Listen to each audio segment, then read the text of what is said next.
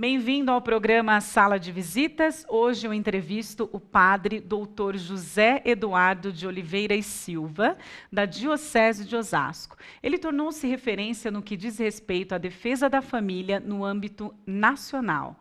Ele optou por defender suas convicções, principalmente a partir da filosofia, da história e do direito. Vamos saber se as famílias devem se preocupar com a ideologia de gênero. Padre, bem-vindo ao nosso programa.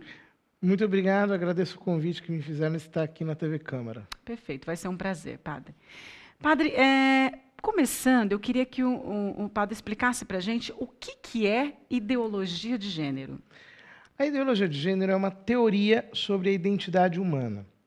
As pessoas utilizam, digamos assim, desculpas para falar da temática de gênero, que, na verdade, desviam o assunto do seu verdadeiro foco. Então, elas dizem assim que nós precisamos falar em gênero para defender as minorias, para lutar contra o preconceito, contra a violência, o que é absurdamente verdadeiro. Nós precisamos lutar contra essas coisas todas e proteger as minorias, e isso está fora de questão.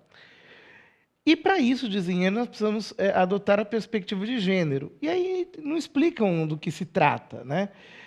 Profundamente, não vão até as raízes. E quando você pega os livros digamos, teóricos da perspectiva de gênero, você vê que ali nós temos uma verdadeira ideologia. E por que a gente diz que é uma ideologia? A Judith Butler, que é uma das maiores autoras sobre a teoria de gênero, diz o seguinte, que a construção variável da identidade deve ser um pré-requisito metodológico e um objetivo político. Eu acho essa frase dela extremamente importante, porque ela diz, primeiro, a construção variável da identidade. Em outras palavras, o gênero não é uma identidade que você tem.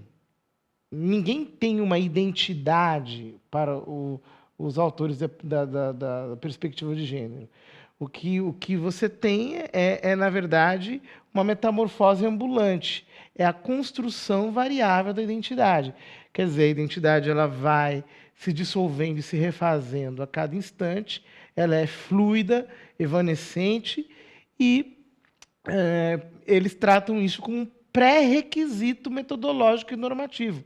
Ou seja, eles não estão preocupados em provar se isso é verdade ou mentira, em demonstrar se essa teoria é mais ou menos plausível, já partem dessa ideia, como se ela fosse autoevidente, como pré-requisito.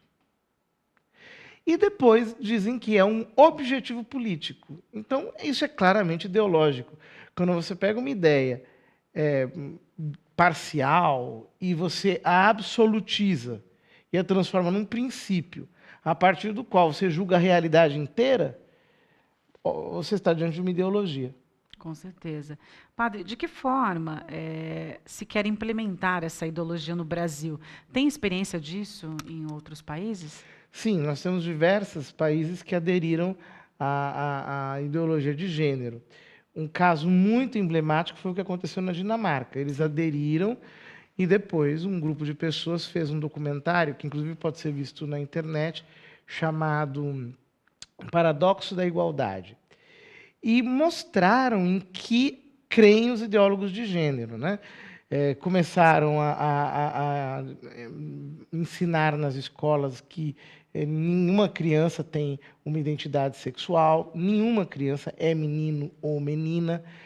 Passaram a adotar uniformes unissex, brincadeiras despersonalizadas ou dessignificadas do ponto de vista sexual, do ponto de vista do gênero, e começaram a produzir, digamos assim, uma educação toda fundamentada em gênero. Inclusive, não chamavam mais os meninos de ele ou ela, mas adotaram pronomes unissex para designar as crianças. E assim, eles foram, por assim dizer, falando sobre igualdade, a partir desse tipo de categoria. Quando foi feito esse documentário na Dinamarca, ao mesmo tempo consultando-se e falando com os ideólogos, aquilo chocou a opinião pública e os escritórios de gênero foram fechados na Dinamarca. Em outros países, isso lamentavelmente não aconteceu. E aí, a ideologia de gênero é ensinada nas escolas, gerando uma série de problemas assim muito graves, né? Aqui no Brasil, se quer implementar a ideologia de gênero nas escolas, né? Em alguns lugares, inclusive, já estão propondo a criação de banheiros unissex para meninos e meninas, o que é muito preocupante. Imagine um pai que manda sua filha para a escola e vai usar o mesmo banheiro que os meninos usam, né? Os ideólogos de gênero dizem que isso vai acabar com a violência sexual. Eu acho que o bom senso nos diz exatamente o contrário. A partir do momento que você tem banheiros unissex, você está expondo pessoas vulneráveis a situações muito mais constrangedoras. Então, experiências como essa já estão acontecendo, inclusive, no Brasil. Nós tivemos há pouco tempo uma professora aqui em São Paulo que chegou a dizer que trabalha a temática de gênero com crianças de 5 anos de idade em sala de aula. E pessoas que dizem, né, que é necessário fazer isso. Note que eu estive num debate em Alagoas com 2 ideólogas de gênero e, quando os deputados ouviram em que consistia aquela teoria, eles ficaram um pouco assombrados e disseram, bom, então, vamos deixar essa discussão apenas para o ensino médio. Elas disseram, para o ensino médio, não. Tem que ser na educação infantil. Nossa. Porque você precisa desconfigurar a personalidade da criança logo nos primeiros anos de vida, né? Ou seja, isso é um absurdo e os pais, as famílias, obviamente, não estão de acordo com isso. Agora, existe um jeito mais simples de inserir a temática de gênero, que é através da história. Eles fizeram isso, por exemplo, em Chicago, nos Estados Unidos, ultimamente, obrigando a que as crianças estudassem história de gênero, digamos assim, a história da construção dos gêneros, dentro de um contexto, por exemplo, de história do movimento LGBT ou coisas do tipo. E aí, quando você coloca a questão em termos históricos, ela se torna mais sutil. Sim, sem dúvida. Parece que você está falando de história, de fatos concatenados entre si. Mas há uma autora de gênero, uma ideóloga muito mais refinada até do que a Butler, chamada Joan Scott, que no fundo ela mostra o modo de se fazer isso de maneira mais sutil, mas no fundo é a mesma coisa. Claro. Ela está defendendo a ideia de que a construção variável da identidade é um pré-requisito metodológico e um objetivo político. E, obviamente, nós, como estamos num Estado democrático, em que as ideias têm que ser apresentadas com clareza para o debate público, as pessoas precisam saber do que se trata, não podemos admitir esse tipo de coisa. Sem dúvida. Qual que é a consequência de tudo isso? São muitas. A primeira consequência eu diria, de ordem um pouco mais direta. Você está desconstruindo a personalidade de uma criança, né? É claro que, se você desconstrói a personalidade de uma criança, fazendo-a entender que é impossível se conhecer a si mesma, porque a identidade foge de si, a identidade é uma metamorfose. Então, ela jamais se conhecerá a si mesma. A identidade escapa da gente mesmo. Bom, ela não vai mais ser capaz de conhecer nenhuma outra coisa de maneira profunda. Porque, veja, se eu não sou capaz de me conhecer, como é que eu posso conhecer as outras coisas? Então, é evidente que isso aqui tem uma consequência devastadora do ponto de vista cognitivo. Claro. Se eu não sou capaz de me conhecer, tampouco eu vou conhecer as outras coisas.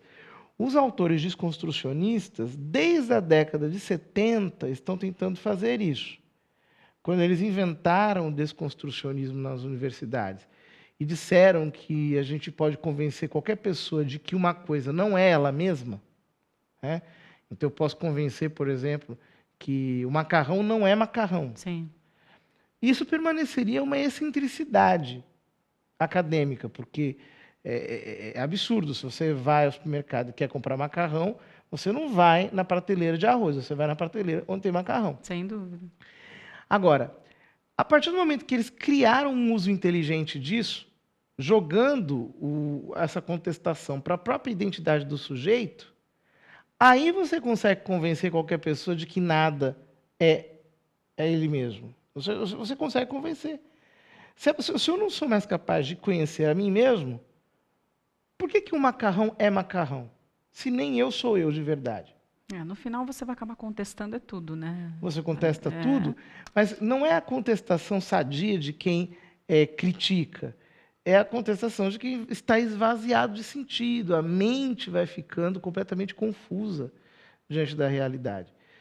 Isso não é uma consequência qualquer.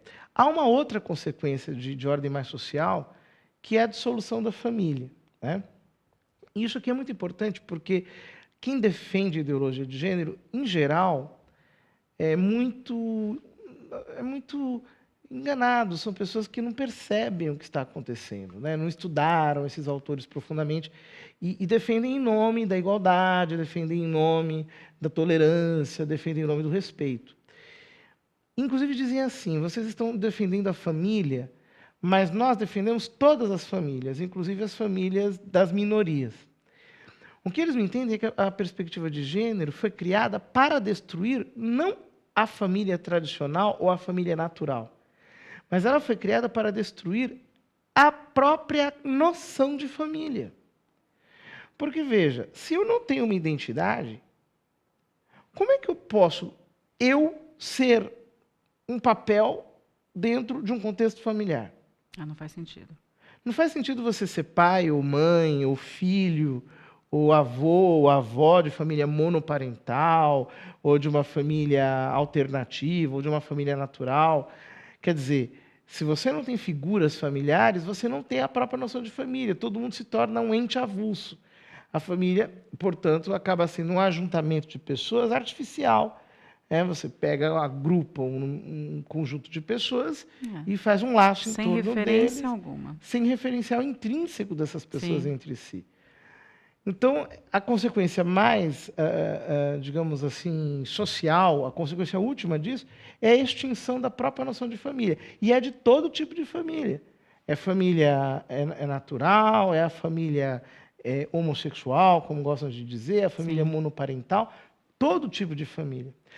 Veja bem, se ninguém é homem ou mulher, para a teoria de gênero, para a ideologia de gênero, ninguém tem identidade. Ninguém é homem, ninguém é mulher, ninguém é homossexual, ninguém é bissexual.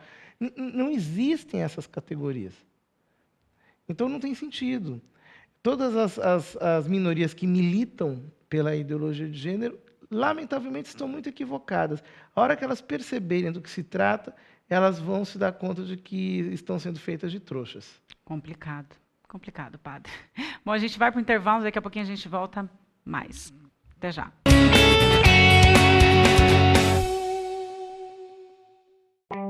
Todo mundo sabe tirar selfies, mas agora vai poder tirar uma selfie que salva e transformar sua foto em doação para o GRAAC. O primeiro passo é abrir o Insta GRAAC e fotografar um cupom fiscal emitido no estado de São Paulo. Vale da academia, de loja, de restaurante, só não vale colocar seu CPF nele. O app vai ler as informações do cupom e enviar tudo para o GRAAC registrar no programa Nota Fiscal Paulista. Depois, é só tirar uma selfie. Capriche na pose. Pronto, sua doação foi feita e o app monta sua selfie que salva para você divulgar nas redes sociais e ajudar a espalhar ainda mais esse novo jeito de doar para o Hospital do GRAAC.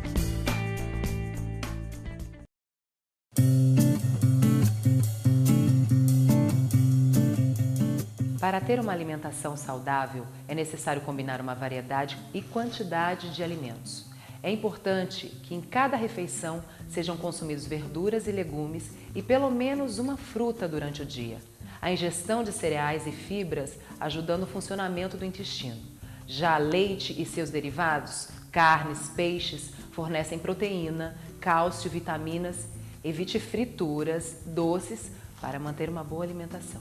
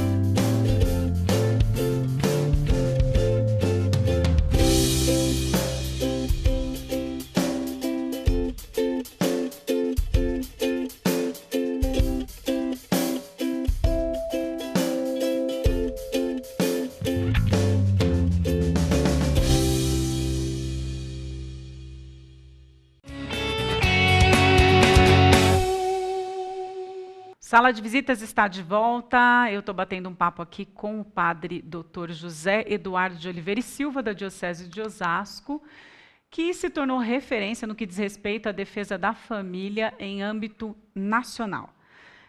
Padre, então a gente pode falar que aqueles que defendem a ideologia de gênero em nome dos direitos homossexuais, eles estão equivocados? Absolutamente, porque não existe homossexual para a teoria de gênero.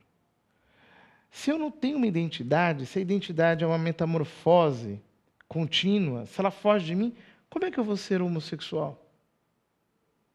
Eu não sou nem homem, nem mulher, nem, como eles dizem, cisgênero ou transgênero. São todas construções daquilo que eles chamam de essencialismo estratégico.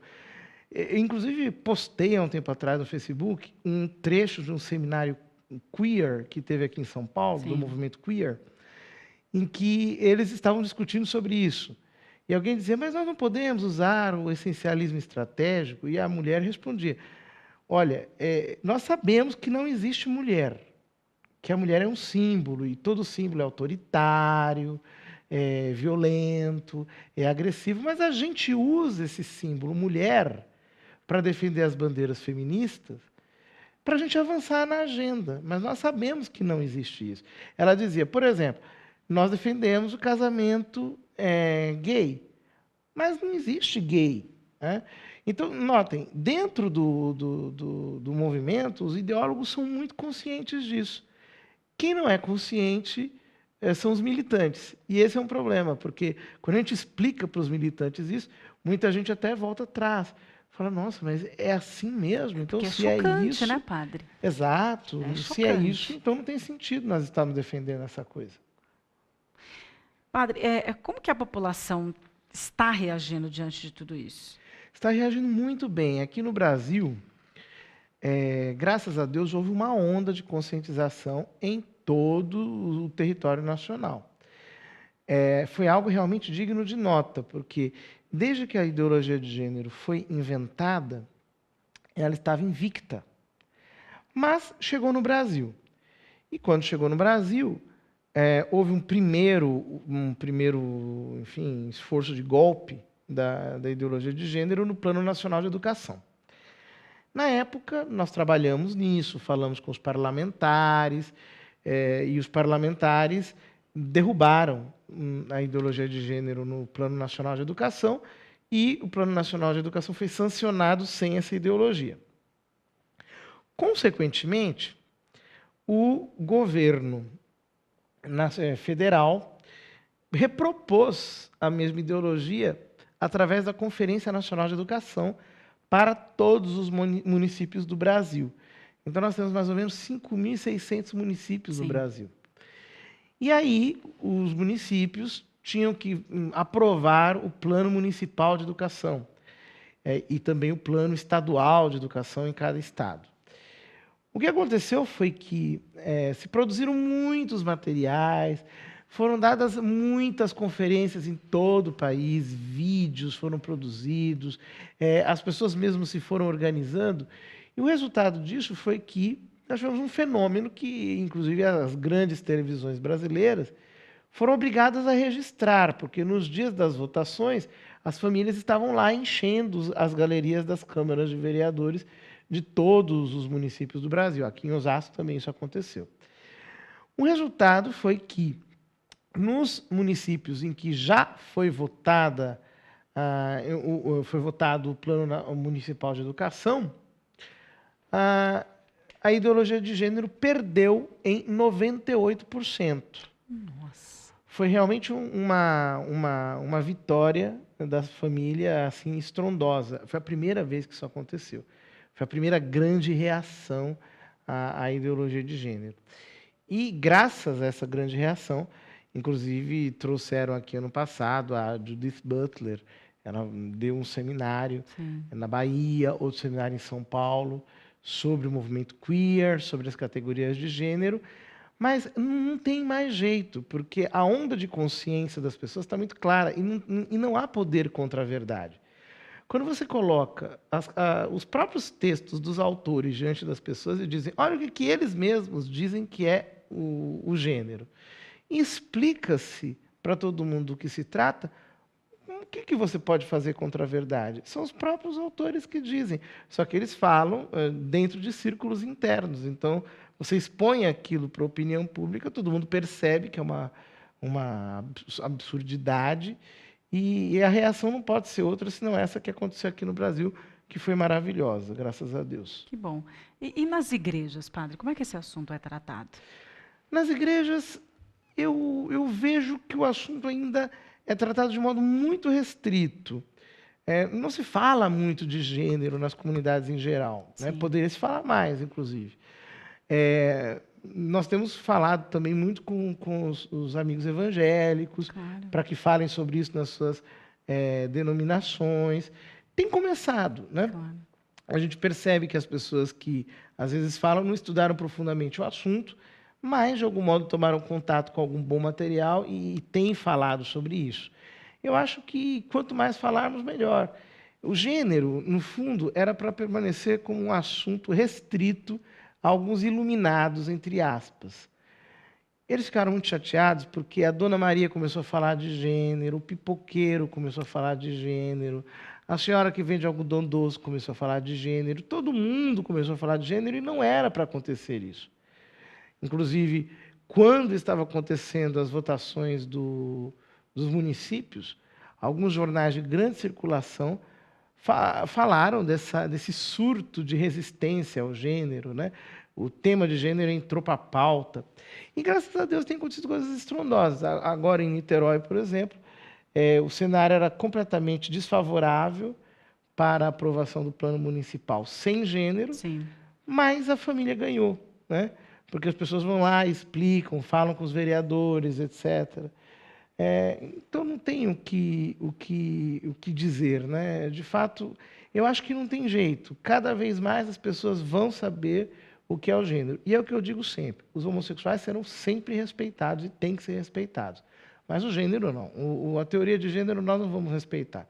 Essa ideologia jamais respeitaremos. Perfeito. Teve algum município em que essa porcentagem foi bastante equilibrada ou não, padre? Teve algum município que aprovou, mas foram muito poucos. Em geral, antes de que as pessoas percebessem que aquilo tinha acontecido. Pelos comentários da experiência do padre, é mais a falta de conhecimento que faz com Exatamente. que, né, a partir Então, do momento que se foi que amplia a discussão... Exato. Foi o que aconteceu, por exemplo, em Divinópolis. Em Divinópolis, haviam aprovado o Plano Municipal de Educação com gênero. Aí o povo se revoltou quando ficou sabendo e foi todo mundo procurar o prefeito. O prefeito foi obrigado a vetar, devolveu para a Câmara de Vereadores. A Câmara de Vereadores reformulou o artigo, aprovou, mandou para o prefeito sancionou, sem gênero. Aconteceu a mesma coisa na Bahia, se não me engano, em Jequié, ou em alguma outra cidade, eu não me lembro agora. Sim. A mesma coisa, aprovaram o plano com gênero, o povo se revoltou, foram brigar com o prefeito, etc. Tal, e devolveu-se para a Câmara de Vereadores e a situação foi resolvida. Então, quer dizer, essa coisa cresce, digamos assim, no ambiente de ignorância, mas quando as pessoas se dão conta do que está acontecendo, isso aí não tem jeito de ir para frente. Veja bem, para a ideologia de gênero, num nível mais profundo, nem a pessoa propriamente existe. A Judith Butler, no livro dela, diz o seguinte, que o ser foi ficticiamente acrescentado ao fazer. Não há nenhum ser por trás do fazer, do tornar-se. O fazer é o tudo. Eu estou citando de memória, literalmente, o que está escrito lá. Trecho, exato. Ou seja, o que ela está dizendo é que não existe uma pessoa por trás do gênero. O gênero é tudo. Inclusive, ele explica que a gente tem a impressão de que a gente existe, porque como o gênero é repetitivo, ele se reitera, então a gente fica com aquela impressão de que tem uma existência contínua. Mas essa impressão ela é falsa. Na verdade, a cada instante nós nos refazemos e jamais temos uma identidade fixa e estável. Ora, se eu não existo, se o sujeito não existe, como é que ele pode ter direitos? Pois é. Então, é óbvio que tudo isso é uma embromação. É que as pessoas não conseguem perceber que as coisas estão escritas. Mas, se você ler o livro dela, chama-se Problemas de Gênero. É um livro difícil, precisa ser lido com calma. É o que está escrito lá, não tem outra interpretação. Perfeito. O que levou o padre a se aprofundar tanto esse tema? Foi no início a percepção de que as pessoas não estavam entendendo. Quando, no ano de 2012, ou melhor, 2013, começaram a falar de gênero no Brasil e ninguém sabia de nada, eu falei, eu acho que a gente vai ter que estudar esse assunto profundamente. Claro. Então, eu comecei a estudar, e foi um estudo longo, árduo, pesado. Até hoje a gente estuda, não para de estudar, né? Para conhecer de fato o que está por trás disso daí. Mas eu nem pensava nunca que ia me envolver com isso. Eu estava preocupado com a minha paróquia, estava preocupado com as minhas aulas. Mas aconteceu, acabou acontecendo.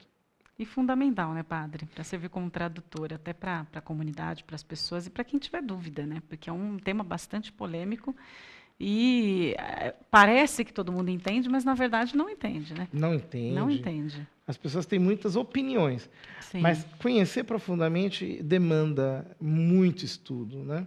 Você precisa ler aqueles textos, são textos filosóficos, claro, a linguagem é complicada. A boa parte deles não está em português, então, quando eu comecei a ler o Judith Butler, não estava em português, né? Hoje já tinha uma tradução que estava esgotada, a gente teve que comprar o livro nos Estados Unidos. Então, a questão é complexa, mas quando a gente entende com profundidade, percebe que é uma grande bobagem, é de fato uma enganação. E a opinião do padre com relação a tudo isso, qual vai ser o desfecho? Eu acho que aqui no Brasil, e a partir do Brasil, no mundo inteiro, cada vez mais a ideologia de gênero vai ficar desmascarada. Não tem para onde correr, porque os textos estão aí.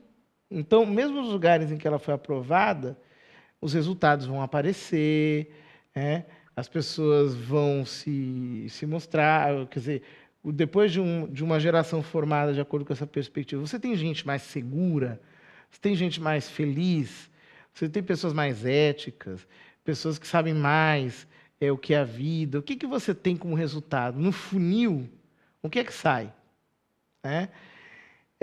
O tempo vai mostrar. Sem dúvida. Eles começaram com educação desse tipo na Suécia e começaram a gerar todo tipo de gente suicida, problemas com... A Suécia, por exemplo, é um dos países mais liberais nesses aspectos e é um dos países da Europa, se não me engano, o país na Europa que tem mais abusos contra a mulher. Nossa. Um número de suicídios absurdo, pessoas que acabam entrando por caminhos de drogas e coisas desse tipo, sim. Que não são tão recriminadas nesses países quanto aqui. Enfim, lamentáveis. Então, no final da linha, a resposta não vai ser boa. Sem dúvida. Bom, padre, a gente está terminando. Muito obrigada pela sua participação. Agradeço. Tá? Foi fundamental aí para a gente entender um pouco melhor esse assunto tão polêmico, né? Padre, tem algum e-mail, se alguém de repente ficou com alguma dúvida ou quer entender um pouquinho o assunto, quer as indicações dos livros, pode te encaminhar um e-mail? Eu aconselho que mande um e-mail e entre em contato com a Rede Defesa da Família. Rede Defesa da Família, qual que é o .org, eu acho. Perfeito. Tá na internet. É só colocar no Google que Google vai que aparecer, tá joia. Muito obrigada, padre. Sou eu que agradeço a TV Câmara. Um grande abraço a todos. Obrigada. Bom, Sala de Visitas fica por aqui. Você pode acompanhar a próxima edição do nosso programa todas as quartas às 19h30. Esse programa vai ficar disponível na nossa página e também no YouTube. Até a próxima edição.